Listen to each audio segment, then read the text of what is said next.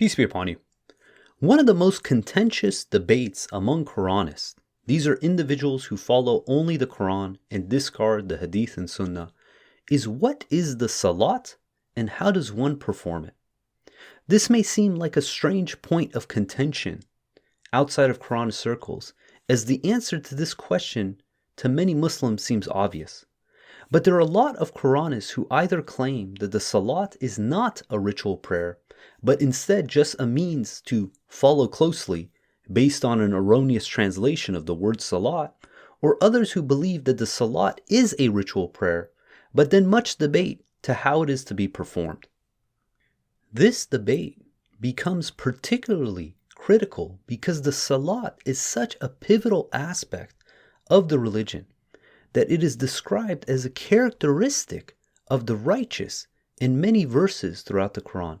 But most notably, just 10 verses into the Quran, in the 3rd verse of Surah 2, we see this commandment given to the believers. It reads, "In the name of God, most gracious, most merciful, Alif Lam Mim, this scripture is infallible, a beacon for the righteous who believe in the unseen, observe the contact prayers, Salat, and from our provisions to them they give to charity." So we see that immediately in the opening verses of the Quran, the importance of the Salat is called out, and therefore this should be something that all believers should hope to get right.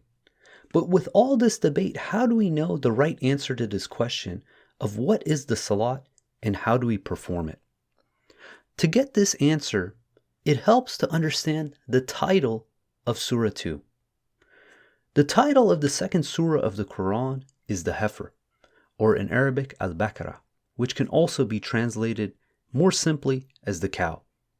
It is not only the 2nd surah of the Quran immediately after the opening surah of the key al-Fatiha, but is also the longest surah in the Quran.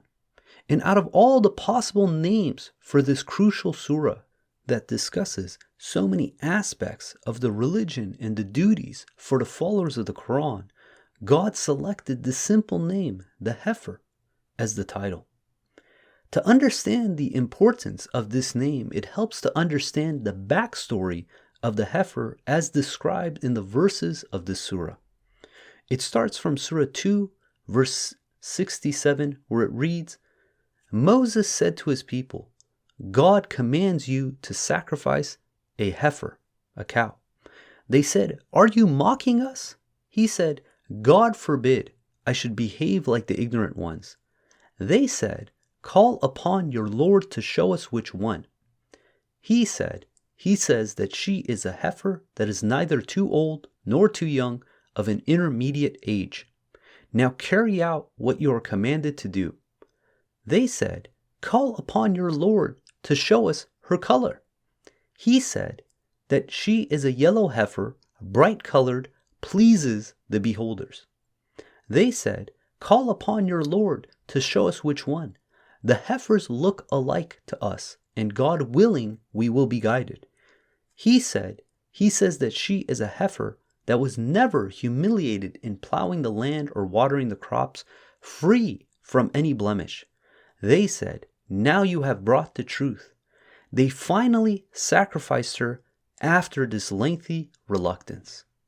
So from these verses, we see that God inspired Moses to command the children of Israel to carry out a very simple task, to sacrifice a heifer. What is the lesson we are to gain from this? Before we address the valuable nature of this lesson that God selected this to be the title of the 2nd surah, the longest surah in the Quran, let's ask 2 simple questions. Is God all-knowing? And does God forget or make mistakes? So is God all-knowing, and does God forget or make mistakes? The obvious answer to these questions is unequivocally that yes, God is all-knowing. God is omniscient. And no, God does not make mistakes or forgets.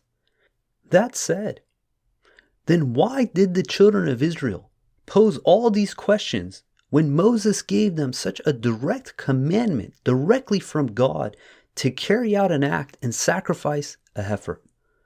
They asked, are you mocking us? They asked which one. They said what color, and again they asked which one. What was the motivation for asking such questions? Either they thought that God was not all-knowing, or they thought that God forgot or made a mistake to provide them the details that they requested. God knows them better than they know themselves. When God gave them the simple commandment to sacrifice a heifer, their immediate response should have been, "We hear and we obey," and they should have followed through with the act to the best of their ability. But instead, they became exposed as reluctant believers. They came up with excuses, and this becomes clearly obvious in Surah 2 verse 71 when it's stated they finally sacrificed her after this lengthy reluctance. And if we look at the Arabic, it says, wama, and not, kadu, they almost, yafalun, they would do it, that they almost did not do this act. So they're simply showing that the reasons they're asking these questions and playing dumb was not because they did not understand who God was, but it was because they did not want to carry out the act and therefore thought if they asked these questions, they could get away from doing the task that they were commanded to do by God. As believers in God, we strive to do God's bidding, to do the things that God commands us to do, to grow and develop our souls. But this reluctant nature of lazy workers is nothing new and still a common practice from people even in modern times, and nothing unique to the children of Israel at the time of Moses. In 1899, Elbert Hubbard wrote an essay entitled A Message to Garcia, where he describes this very scenario. It reads, "When war broke out between Spain and the United States, it was very necessary to communicate quickly with the leader of the insurgents. Garcia was somewhere in the mountain fastness of Cuba. No one knew where, no mail or telegraph could reach him. The president must secure his cooperation and quickly. What to do? Someone said to the president, 'There's a fellow by the name of Rowan. We'll find Garcia for you if anybody can.' Rowan was sent for and given a letter to be delivered to Garcia. How? The fellow by the name of Rowan took the letter, sealed it up in an oilskin pouch, strapped it over his heart, and in 4 days landed by night off the coast of Cuba from an open boat, disappeared into the jungle, and in 3 weeks came out on the other side of the island, having traversed a hostile country on foot and having delivered his letter to Garcia, are things I have no special desire now to tell in detail. The point I wish to make is this. McKinley gave Rowan a letter to be delivered to Garcia. Rowan took the letter and did not ask, 'Where is he at?' By the eternal, there is a man whose form should be cast in deathless bronze, and the statue placed in every college in the land. It is not book learning young men need, nor instruction about this or that, but a stiffening of the vertebrae which will cause them to be loyal to a trust, to act promptly, concentrate their energies, do the thing, carry a message to Garcia." General Garcia is dead now, but there are other Garcias. No man who has endeavored to carry out an enterprise where many hands were needed, but has been well nigh appalled at times by the imbecility of the average man, the inability or unwillingness to concentrate on a thing and to do it.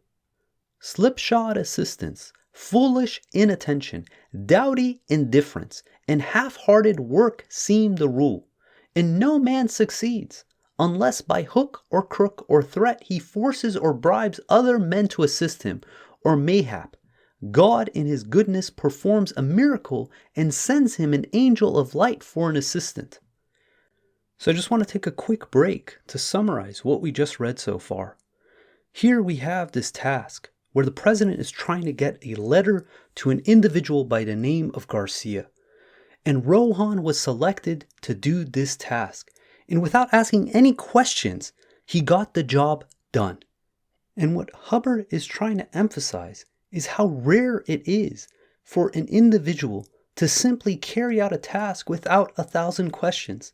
So let's get to the second half of this essay. You, reader, put this matter to the test. You're sitting now in your office. 6 clerks are within your call. Summon anyone and make this request.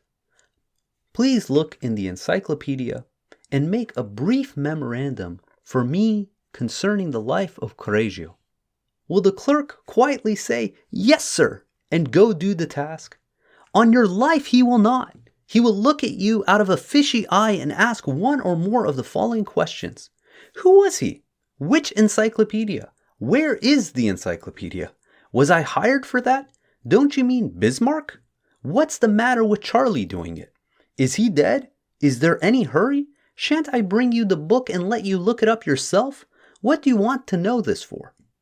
And I will lay you 10 to 1 that after you have answered the questions and explained how to find the information and why you want it, the clerk will go off and get one of the 2 other clerks to help him find Garcia, and then come back and tell you there's no such man.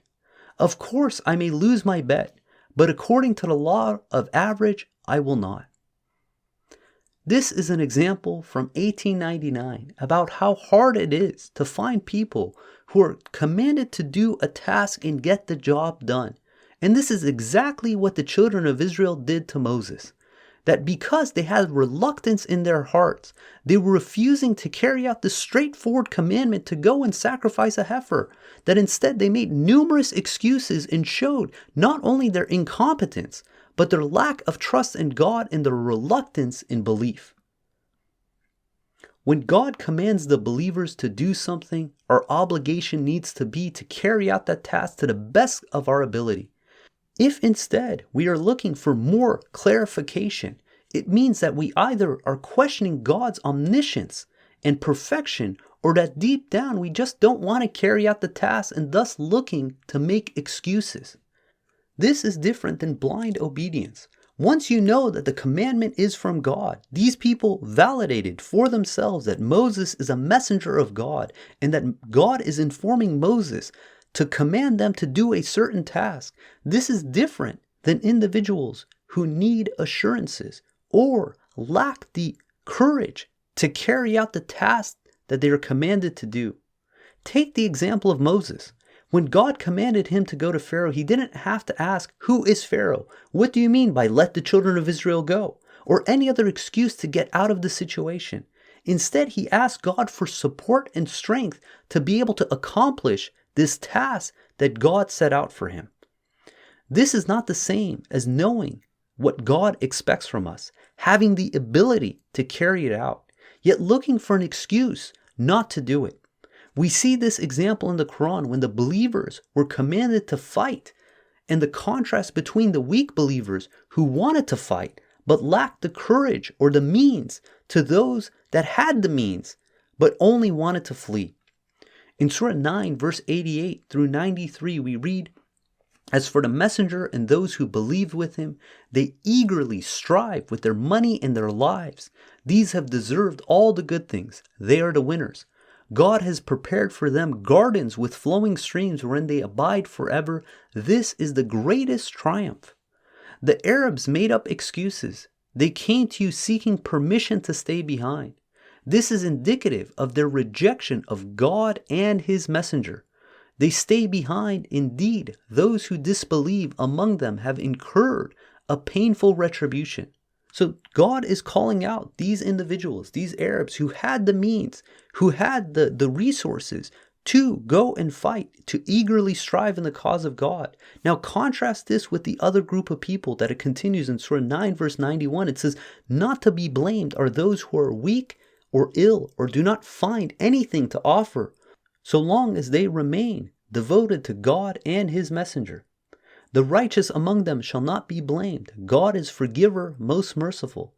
Also excuse are those who come to you wishing to be included with you, but you tell them, 'I do not have anything to carry you on.' They then turn back with tears in their eyes, genuinely saddened that they could not afford to contribute. The blame is on those who ask your permission to stay behind, even though they have no excuse. They have chosen to be with the sedentary. Consequently, God has sealed their hearts, and thus they do not attain any knowledge. So the takeaway from this is that when God gives us a commandment to do something, we know that God is omniscient, all-knowing, that God does not make a mistake or forget. Therefore, God gave us all the information we need to carry out that act, and the only thing that's left is our own will. Are we exposed as reluctant believers, or are we courageous and strive in the cause of God and do our utmost to carry out that act to the best of our ability without objection? So what does any of this have to do with how we perform the Salat? Notice, nowhere in the Quran does it state how to perform the Salat. Even for those who typically make the argument that this is why we need hadith, there is no hadith that states the exact instructions on how to perform Salat. So what are we to make of this? God commands the followers of the Quran, including Muhammad, to follow the religion of Abraham, Milat Ibrahim. This is specifically in regards to the ritualistic practices of Abraham. In Surah 16, verse 123, we read, "Then we inspired you, Muhammad, to follow the religion of Abraham, Milat Ibrahim, the monotheist. He never was an idol worshipper." All practices of submission, Islam, came from Abraham, including Hajj, Salat, Zakat, Siyam, fasting. Additionally, we never see Noah, who preceded Abraham, performing the Salat. But we do see that all the prophets since Abraham performed these rituals, including Abraham, Ishmael, Isaac, Jacob, Jesus, Moses, Aaron, and the children of Israel. Throughout the Quran, we will see all these individuals perform the Salat. Not only that, but we see that the idol worshippers of the Quraysh even performed the Salat at the time of Muhammad. Therefore, God did not need to inform Muhammad how to perform the Salat. He already knew how to do it. But if you consult many Quranists, they come up with weird, archaic understandings to what the Salat is. While some claim that the Salat means to follow closely, they have no unified understanding to what that even means. Or others who attempt to cobble together miscellaneous steps based on various verses of the Quran to decipher how to perform the Salat that are all over the map. The problem with these kinds of approaches is that trying to figure out the instructions to how to perform the Salat from the Quran alone is like trying to figure out how to slaughter a heifer from the Quran alone. God did not need to explain how to slaughter an animal because this process is already well understood. People who are altering the Salat with these kinds of understandings are not only losing out on one of the greatest blessings that God bestowed upon the human race, but also implying that God is not omniscient or that he forgot or made a mistake by not providing these details in the Quran or when he gave us this commandment to perform our Salat. In my opinion, the Quranists today who are debating what the meaning of Salat is are behaving worse than the children of Israel who were commanded to sacrifice a heifer. This would be like those children of Israel not asking which heifer, but instead if they had the hubris to ask, but how do we slaughter a heifer? Or what is the meaning of slaughter?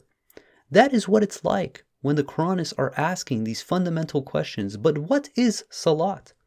But based on the profound lesson of the heifer, the motivation for the people who are twisting the Salat is more likely that they just don't want to perform the act. I heard from numerous people the comment that they found it degrading to have to put their forehead on the ground, that they considered this a barbaric pagan ritual.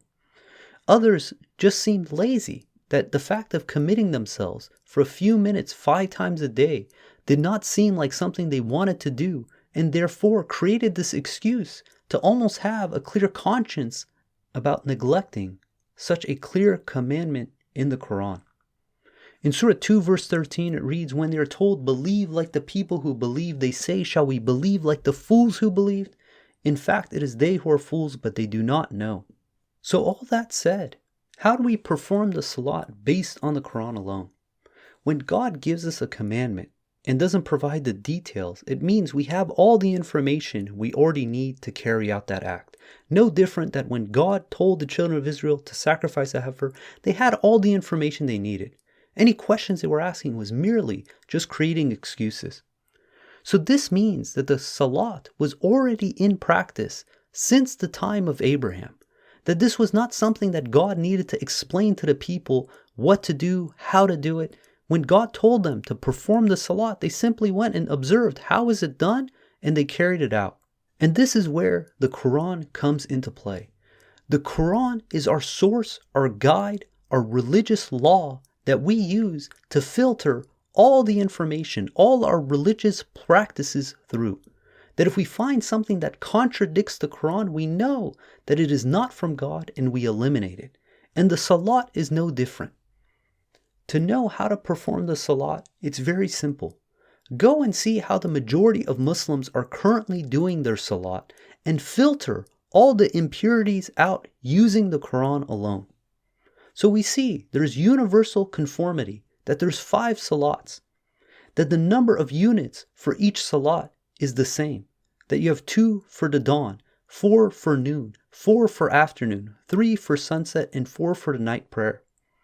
That making intentions before doing the Salat, that saying Allahu Akbar, God is the greatest, when transitioning from each step in the Salat, that the Fatiha is the start of each unit within the Salat, that we say Subhan Rabbil Azim, glory be to my Lord most great, when we're bowing, or saying Sami Allahu Liman Hamida, God hears from whoever praises him, when going from bowing to standing, and Subhan Rabbil Ala, when we do the prostration sujood, and that we say the Shahada at the end of the second unit and at the last unit of the Salat, and we only mention God's name, Ashhadu an la ilaha illallah, or any other rendition that only mentions God's name, and that finally when we're done with our Salat, we simply look to the right and the left and we say Assalamu alaikum, and that completes our Salat. That is all we need. Now, what are the common things that people have added to the Salat that we can tell from the Quran do not belong? The most common aspect is that they mention other names beside God. God throughout the Quran tells us that the religion should be devoted 100% to God alone. That mentioning any other name beside God constitutes a form of idol worship. In Surah 72 verse 18 it reads, the places of worship belong to God. Do not call on anyone else beside God. In Surah 39 verse 3 we read, absolutely, the religion shall be devoted to God alone. Those who set up idols beside him say, we idolize them only to bring us closer to God, for they are in a better position. God will judge them regarding their disputes. God does not guide such liars, disbelievers. Again, we're seeing this consistent theme that the religion needs to be dedicated to God alone, that we do not mention any other name during our ritual practices of any human beings, saints, angels, anyone, that besides God. In Surah 39 verse 45 it reads, when God alone is mentioned, the hearts of those who do not believe in the hereafter shrink with aversion, but when others are mentioned beside him they become satisfied. We need to be satisfied with the mentioning of God alone during our Salat. Another innovation that has crept into the Salat is the recitation of other surahs in the Quran other than that of just the Fatiha. There are numerous issues with this, that yes, we read the Quran, but our Salat is to be dedicated to God alone. When we read any other surah in the Quran, one of 2 things happen. One, we're either mentioning other names beside God, irrespective if they're mentioned in the Quran. But secondly, is that the Fatiha is the only surah in the entire Quran where it is a communication from the human being to God. In every other surah of the Quran, God is talking to the human being. That's why individuals who read Ikhlas, Falaq, Nas, one of the shorter surahs at the end of the Quran, what they say is that in their Salat, when they're reciting these verses, they're saying Qul, they're saying say. Does that make sense? That when you're having a direct communication with God, that you're telling God to say, Qul huwallahu ahad, Allahu samad. It doesn't make sense. Why would we be telling God to say this when we're having the communication with God? This is because, again, every other surah in the Quran is a revelation from God to the human being, while the Fatiha is the words that God has given us that we use to communicate from us to God. The worst of the innovations that has crept into the Salat is the alteration of the Shahada to mention the names of Muhammad or Ibrahim or anyone else beside God is absolutely blasphemous. Surah 3 verse 18, it reads, God bears witness that there is no God except He, and so do the angels and those who possess knowledge. Truthfully and equitably, He is the absolute God. There is no God but He, the Almighty, most wise. The first commandment, the Shahada, has been in existence even before the human being was created. And this is the Shahada of God, the angels, and the knowledgeable. To all of a sudden add another human being's name next to that of God's is utter blasphemy. Our Salat, again, must be 100% dedicated to God alone. So from this alone, we know exactly how to perform our Salat. We simply go and observe how is it currently done, and we use the Quran as the filter to eliminate whatever pollution has entered into the Salat to get it back to its pristine form.